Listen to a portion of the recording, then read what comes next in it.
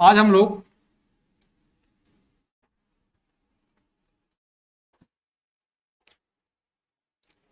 जो है वैष्णव धर्म में कुछ टॉपिक अभी छूटी हुई थी जो हम लोग आज पूरा करेंगे। तो देखते हैं तीसरी सदी सूत्र काल में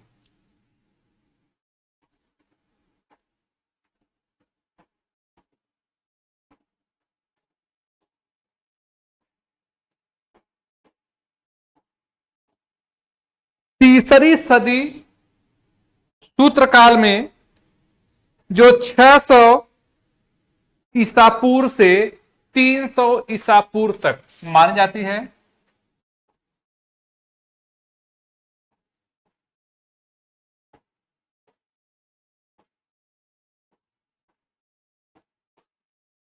जो 600 ईसा पूर्व से 300 ईसा पूर्व तक मानी जाती है, इसमें मेगास्थनीज द्वारा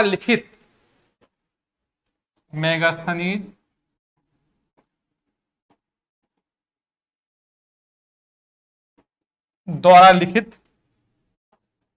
पुस्तक इंडिका में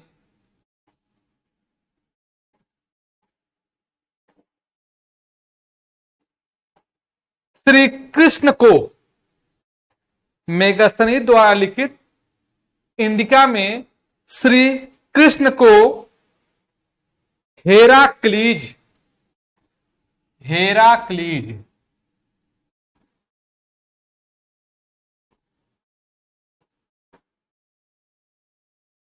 क्या नाम दिया गया है?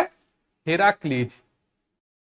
तीसरी सदी सूत्रकाल जो 600 से 300 ईसा पूर्व के बीच माने जाते हैं, इसमें जो है मेगास्थनीज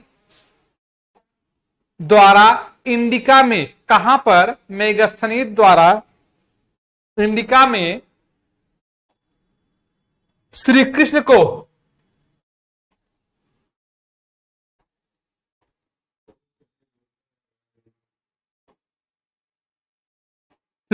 को हेराक्लीज नाम जो दिया गया है, और यह नाम यूनानी नाम है। कौन सा नाम है? यूनानी नाम। इंडिका में श्री कृष्ण को हेराक्लीज कहकर संबोधित किया गया है, और जो है यह कौन सा नाम है? यूनानी नाम है। और इंडिका जो है 300 ईसा पूर्व लिखी हुई रचना है। इंडिका 300 ईसा पूर्व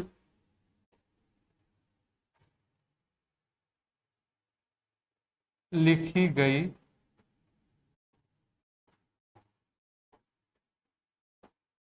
रचित रचना है।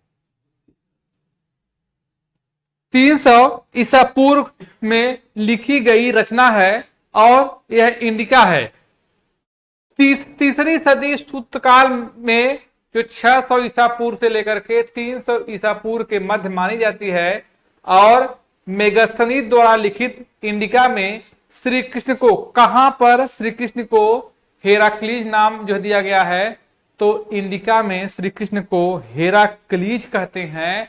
और हेराक्लीज जो शब्द है वह कहां का शब्द है? तो यह यूनानी शब्द है। और इंडिका जो है कब की जो है रचना है? तो 300 ईसा पूर्व की जो रचना मानी जाती है। दूसरी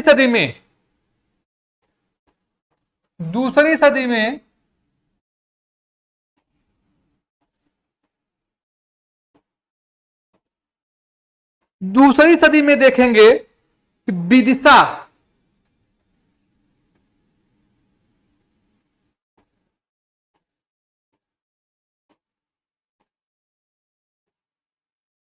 वेशनगर मध्य प्रदेश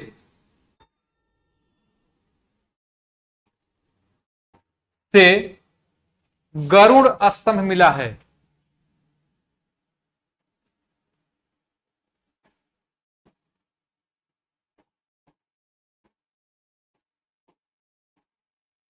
से गरुड़ स्तंभ मिला है। और जो यह गरुड़ स्तंभ है इसकी स्थापना हेलियोडोरस, इसकी स्थापना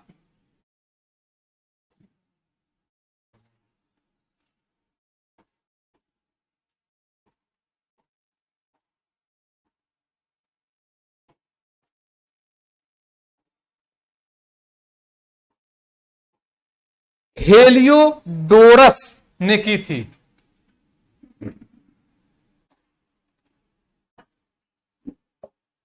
और जो हेलियोडोरस है, जो हेलियोडोरस है, हेलियोडोरस हेराक्लीज के उपासक को कहते हैं।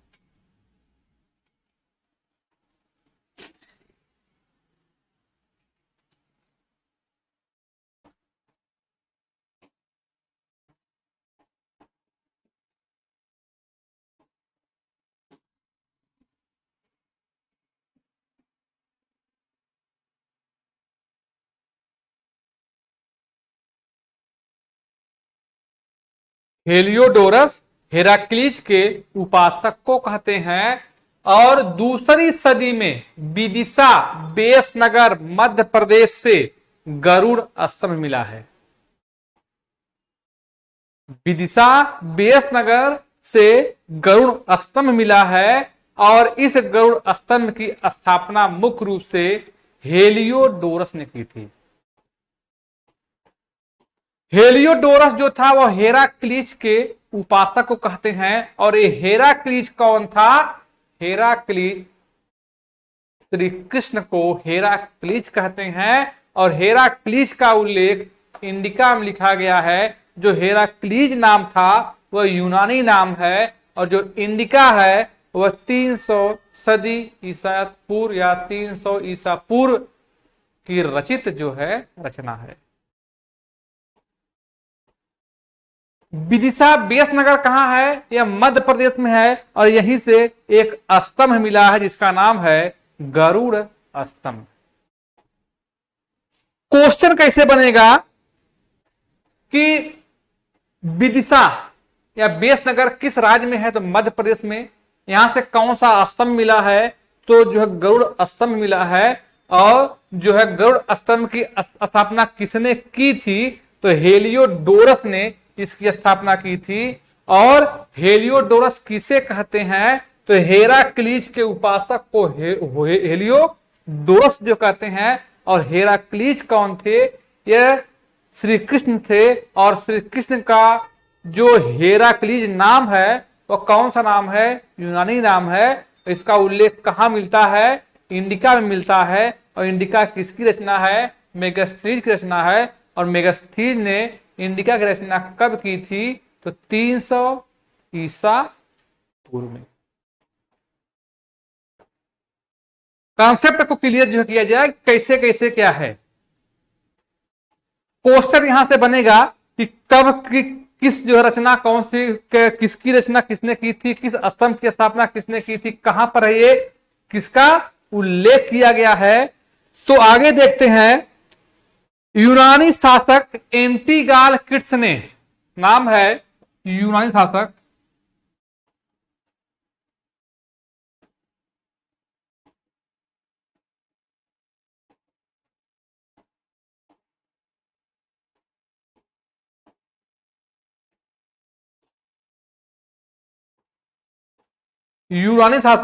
एंटीगाल किट्स ने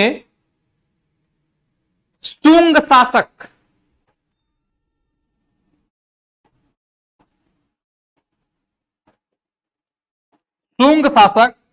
भागभद्र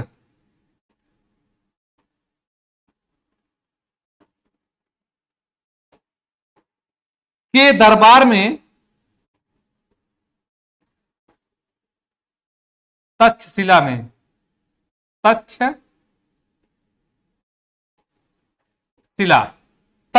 में अपने दूत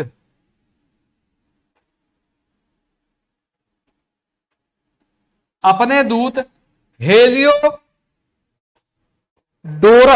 हेलियोडोटस हेलियोडोटस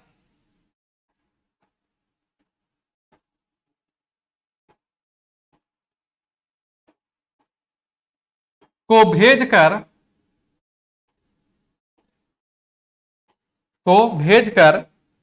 इस गरुड़ स्तंभ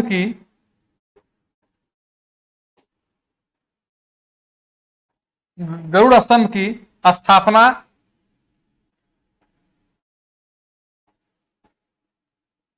करवाई। भेज करके जो गरुड़ स्तंभ की स्थापना जो है करवाई, और गरुड़ स्तंभ में जो है श्री कृष्ण को वासुदेव कहा गया है। इस गरुड़ स्तंभ में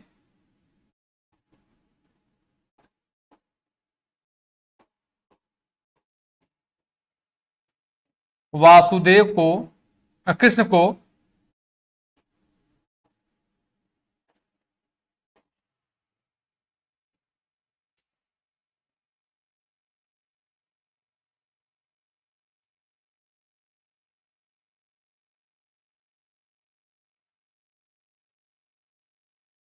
वासुदेव कहता है।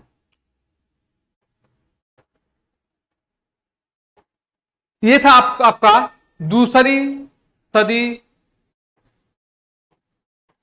ईसा पूर्व, दूसरी सदी ईसा पूर्व। तीसरी सदी के सूत्र काल में 600 ईसा पूर्व से लेकर के 300 ईसा पूर्व तक का उल्लेख किया गया है। मैगस्थनीज द्वारा लिखित इंडिका में श्री कृष्ण को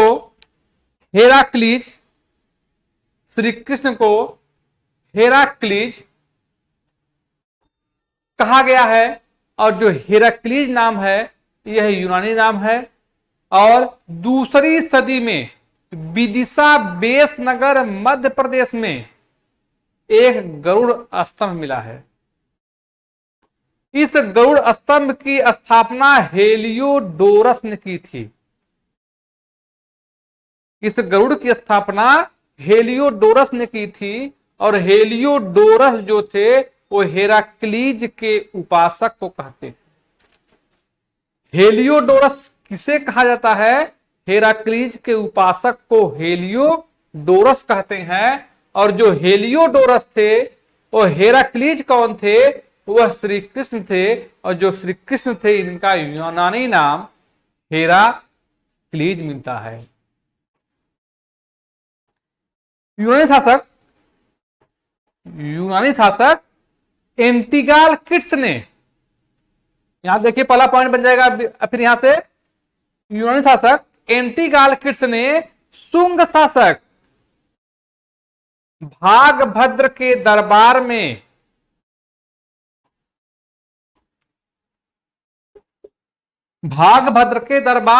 और दरबार कहां था? तक्षशिला में था।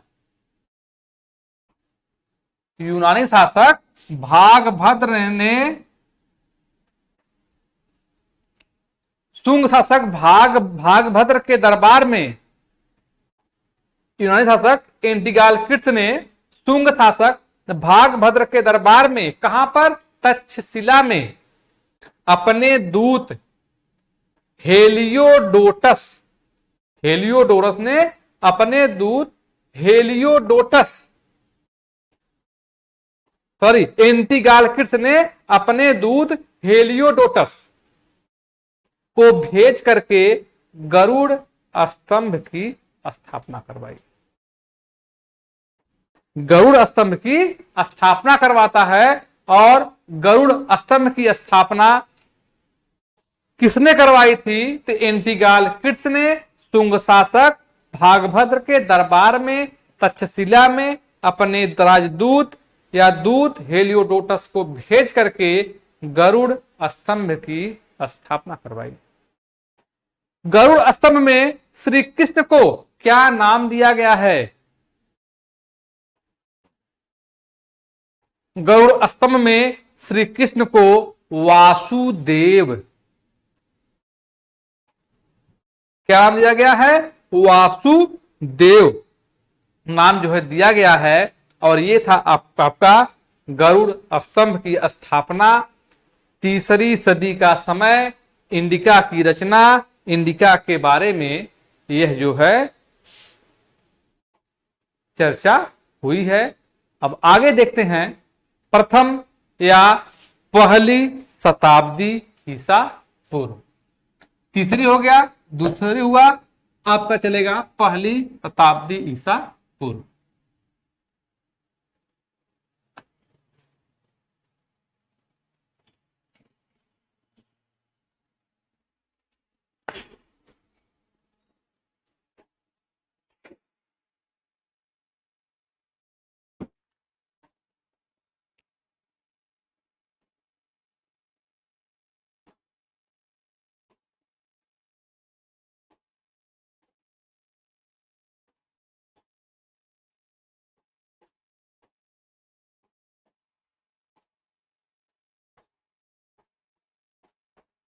देखते हैं, पहली शताब्दी ईसा पूर्व, मोराकूप अभिलेख।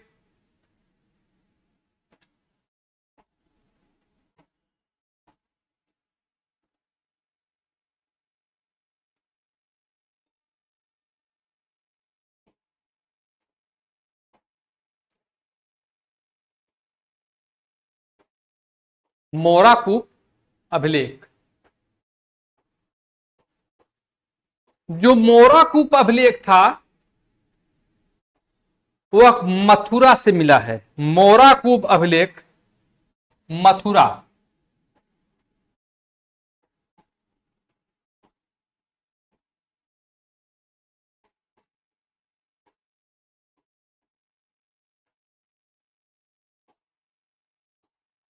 मोराकूप अभिलेख मथुरा से मिला है, और जिसमें तोसा नामक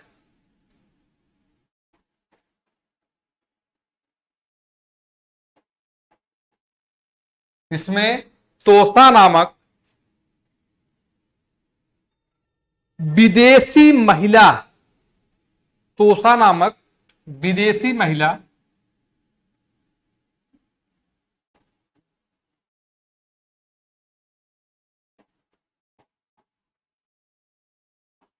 द्वारा पंचवीर, पंचवीर के पूजा का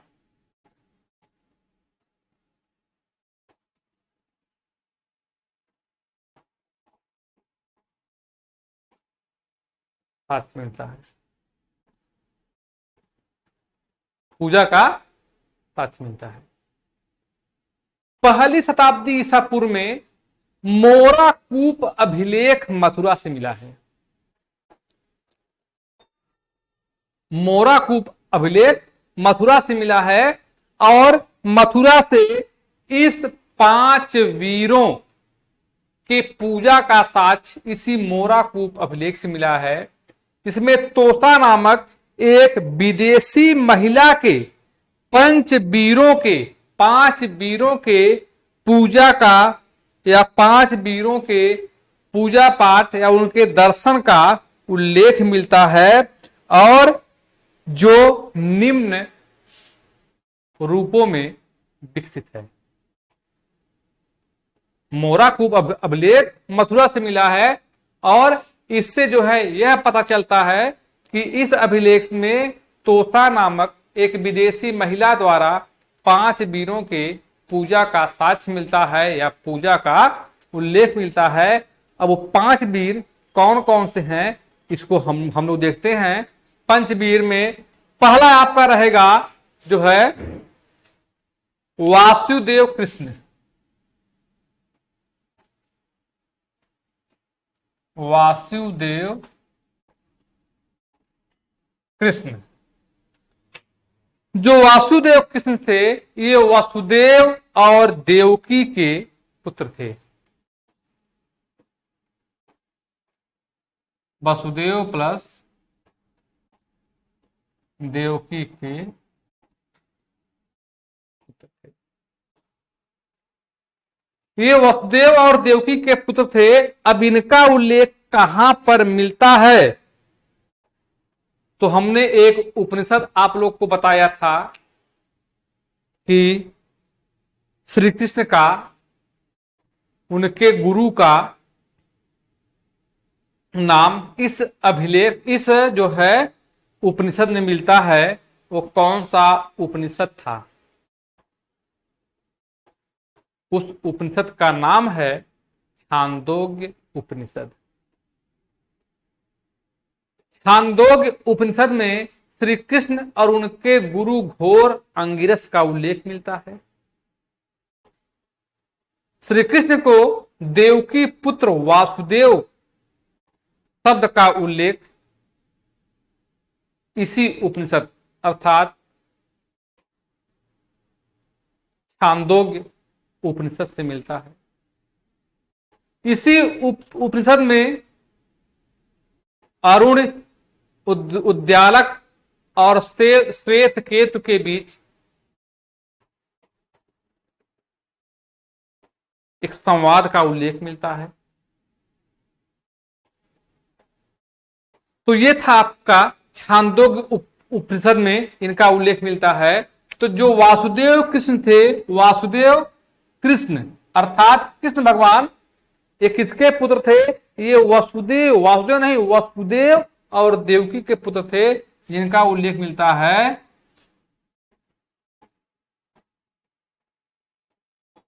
छांदोग्य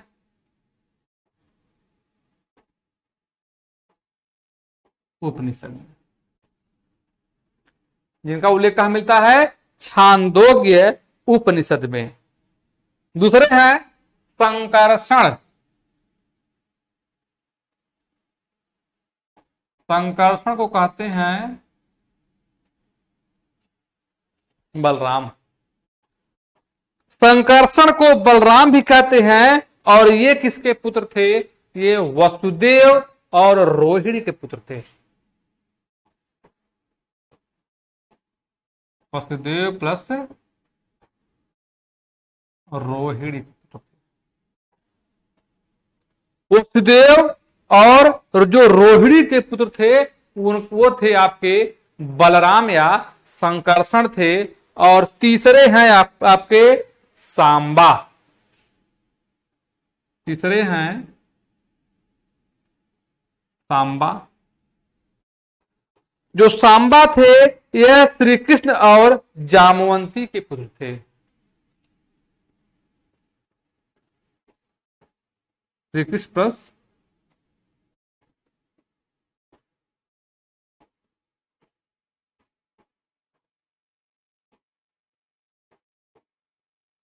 श्री कृष्ण एवं जामवंती के पुत्र।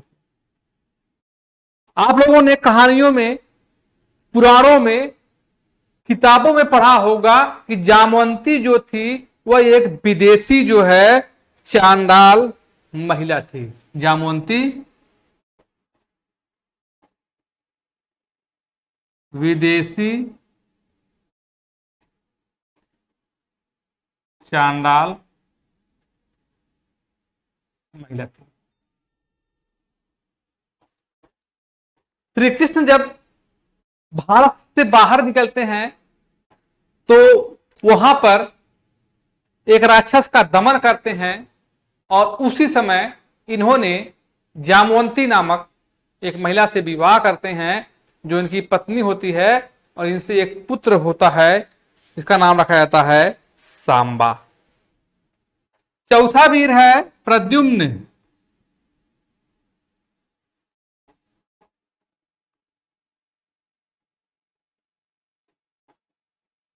जो प्रद्युम्न था वह जो है कृष्ण और रुक्मिणी के पुत्र थे।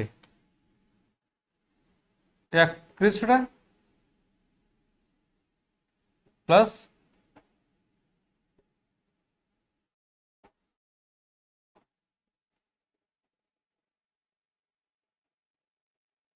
रुक्मिणी के पुत्र थे। प्रद्युम्न जो थे वह रुक्मिणी के पुत्र थे। और पांचवा वीर जो मिलता है अनिरुद्ध।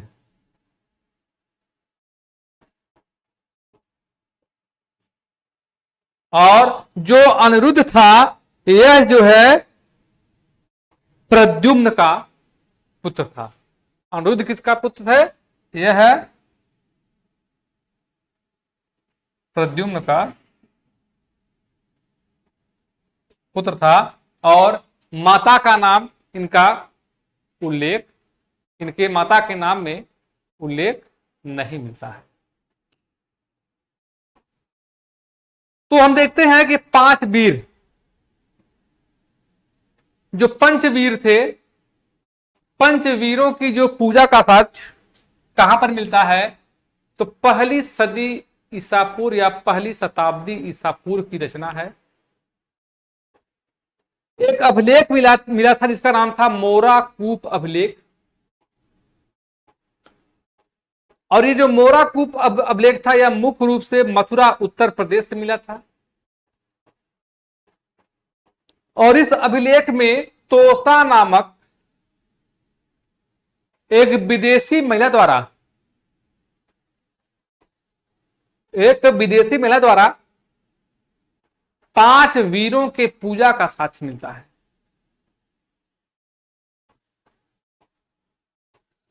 जो 5 वीरों के पूजा का साक्ष्य मिलता है वे वीर होते हैं वासुदेव कृष्ण। और जो वासुदेव कृष्ण थे यह देवकी, वसुदेव और देवकी के पुत्र थे और जिनका उल्लेख मिलता है छांदोग्य उपनिषद में। दूसरे हैं संकर्षण या बलराम। संकर्षण या बलराम ये वासुदेव और रोहिणी के पुत्र थे।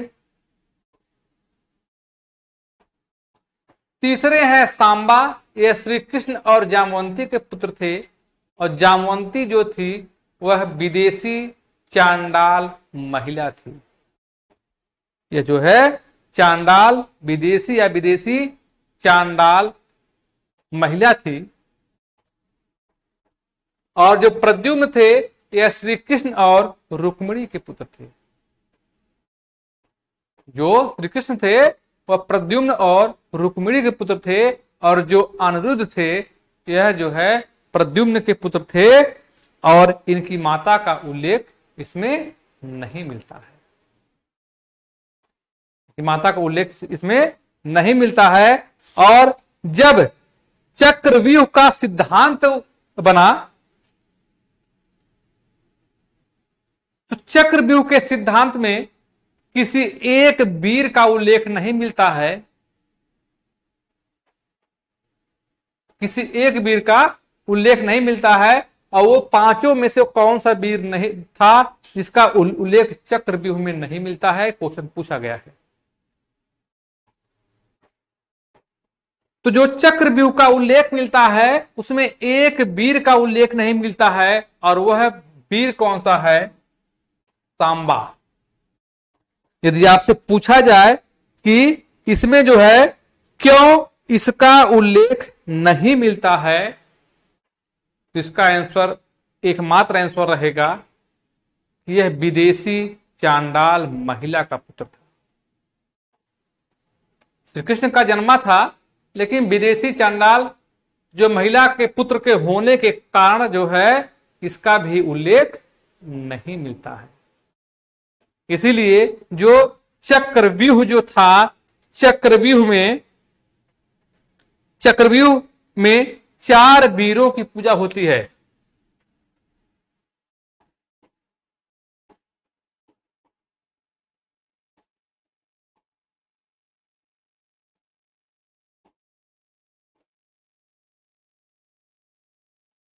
चक्रव्यूह में 4 वीरों की पूजा होती है और वो थे आपके जो है वासुदेव कृष्ण,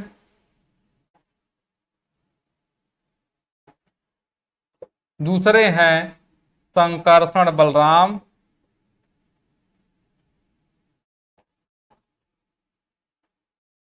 तीसरे हैं प्रद्युम्न,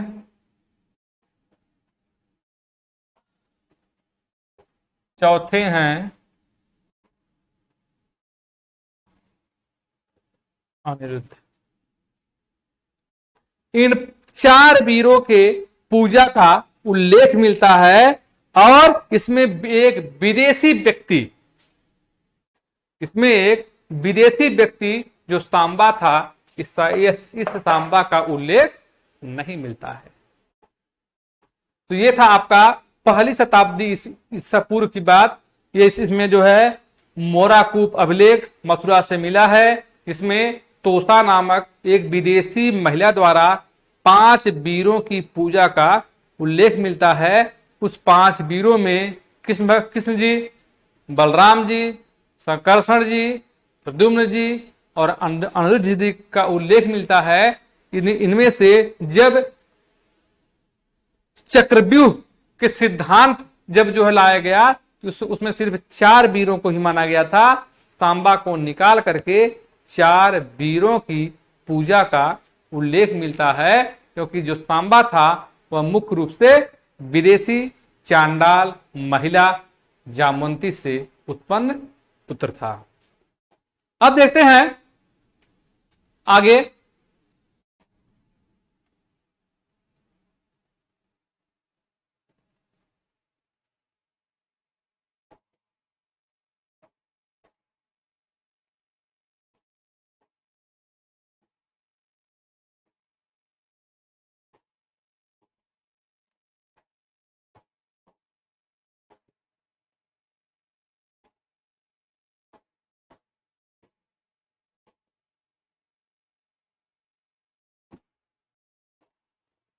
गुप्त काल। गुप्त काल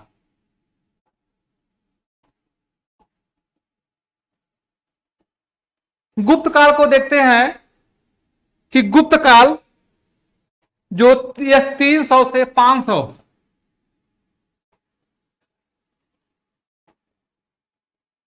ईस्वी, अब यहीं से ईस्वी यहां से है, 300 से 500 ईस्वी की जो है बात है। और यह वैष्णव धर्म का स्वर्ण काल कहा जाता है। गुप्त काल को वैष्णव धर्म का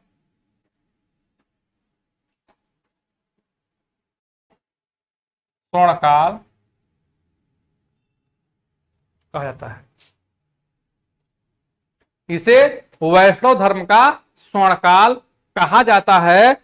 और अब वैष्णव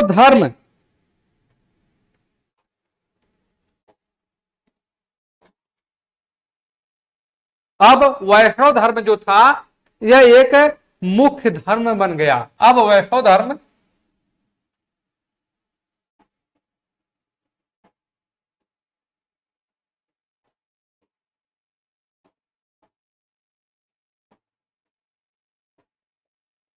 जो था यह एक मुख्य धर्म बन जाता है।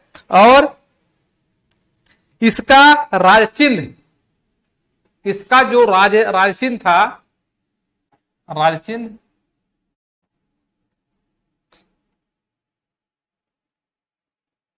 गरुड़ होता है। इसका राजचिन्ह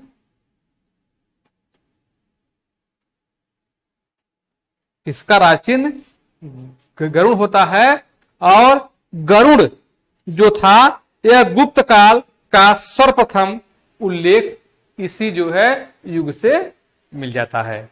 हम लोग देखते हैं अवतारवाद, जहां से क्वेश्चन आपका जो है बनेगा अवतारवाद।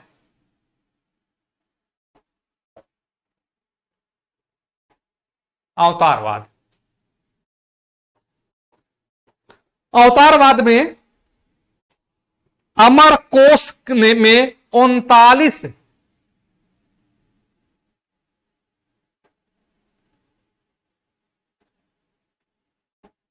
अमरकोश में 39 अवतारों का वर्णन है।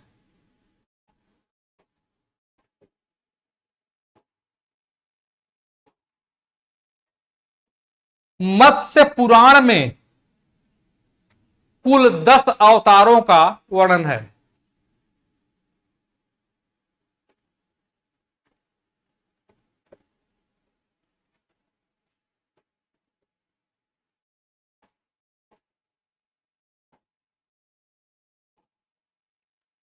अवतारवाद का हम लोग उल्लेख करते हैं, जहां से क्वेश्चन आपका बनेगा। अवतारवाद में देखते हैं कि अवतारवाद में अमर कोश में कुल 39 अवतारों का उल्लेख मिलता है, और जबकि मत्स्य पुराण में कुल मिलाकर के 10 अवतारों का उल्लेख मिलता है। कुछ विद्वान ने अमरकोश को माना है, लेकिन अधिकांश विद्वान का जो मत है वो मत्स्य पुराण को ही सर्वमान्य मानते हैं। जो मत्स्य पुराण को सर्वमान्य मानते हैं, हम उसको जो है अभी देख लेते हैं कि मत्स्य पुराण में कितने अवतारों का उल्लेख किया गया है और वह कौन कौन से अवतार थे जो 10 अवतार माने गए हैं। तो देखते हैं कि ये कौन कौन से अवतार थे और उनका क्या क्या नाम था। तो पहला था आपका मत्स्य अवतार, फिर था कूर्म या कच्छप अवतार,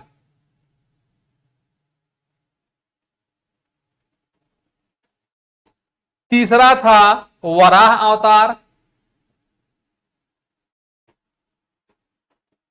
अवतार, चौथा था नरसिंह अवतार,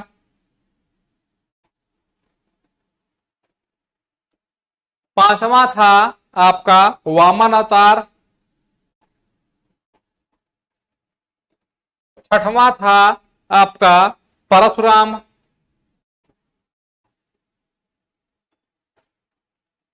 सातवां था बलराम, आठवां था राम, नौवां था बुद्ध। हम लोग 9 अवतार तक ही जानते हैं। अब तक 9 अवतार हो चुके हैं। मत्स्य का, मछली का जन्म, कूर्म या कच्छप जब समुद्र मंथन हुआ तो जो कछुआ का रूप पकड़ लिए, उनके ऊपर जो समुद्र मंथन हुआ। वराह यानी कि सुअर का अवतार लिए, जब कोई राक्षस पृथ्वी को लेकर के नरक में चला गया, जहां पर कोई भगवान नहीं जा सकते थे, वहां पर जो है सुअर का रूप पकड़े, वराह अवतार लिए। प्रहलाद के समय में नरसिंह का अवतार लिए, तो मत्स्य का हुआ, मछली का। कूर्म कच्छप का हुआ जब समुद्र मंथन हुआ।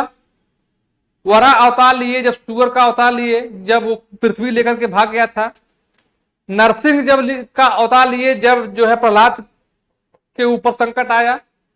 वामन अवतार लिए जब 3 पग भूमि को मापने के लिए गए राजा बलि के पास, या कहीं गए थे, कोई थे राजा। परशुराम आप लोग जानते हैं। बलराम यानी श्री कृष्ण के साथ जानते हैं, भगवान श्री राम को जानते हैं, और भगवान गौतम बुद्ध के बारे में जानते हैं। तो ये जो है 9 अवतार ले चुके थे। और 10वां अवतार इनका कल्कि के रूप में होगा। 10वां अवतार ये कल्कि के रूप में लेंगे, और कल्कि के रूप में विद्वानों का मत है कि यह महाराष्ट्र में एक ब्राह्मणी महिला के गर्भ से इनका जन्म होगा, और सफेद घोड़े पर नंगी तलवार लिए हुए चलेंगे। ये था आपका वैष्णव धर्म में मत्स्य पुराण का उल्लेख किया गया। मत्स्य पुराण, कच्छप, कूर्म जितना भी था, मत्स्य पुराण में कुल जो है 10 अवतारों का उल्लेख किया गया है। तो वैष्णव धर्म आपका जो है समाप्त होता है। अब आगे जो है चलेगा आपका शैव धर्म, और शैव धर्म के बारे में हम जो चर्चा करेंगे उसे अगले वीडियो में जो करेंगे। तब तक के लिए धन्यवाद।